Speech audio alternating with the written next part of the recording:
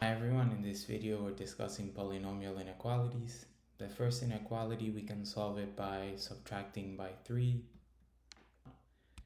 Now we're going to divide by -4.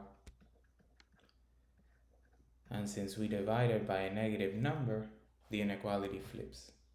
Now we have that x is less than -2/4, which is just 1/2.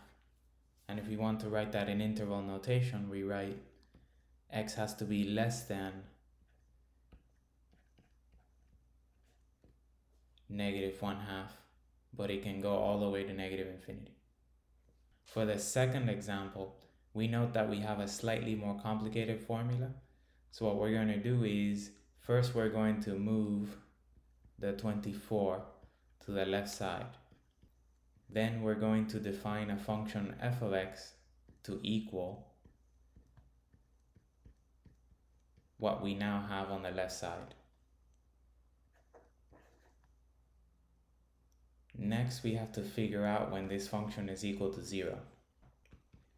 In order to do that, I'm going to factor.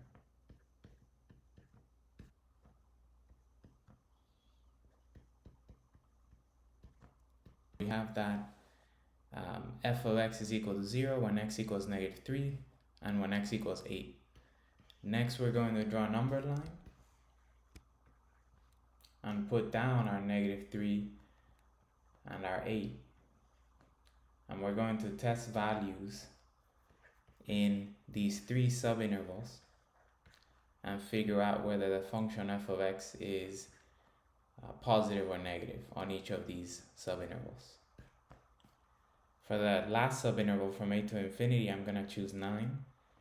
If I were to plug in a 9 into f of x, I would have a positive here and a positive here. So this will give me a positive quantity, so that's a plus here. If I were to plug in a 0 into f of x, I get a positive here and a negative here. So that's going to be a negative quantity, that's a minus here. And if I were to plug in -4 into f of x, I'm going to get a negative here and a negative here. So that's going to give me a positive. So that's a positive. So how do we answer the original question? The original question is equivalent to f of x being less than or equal to 0.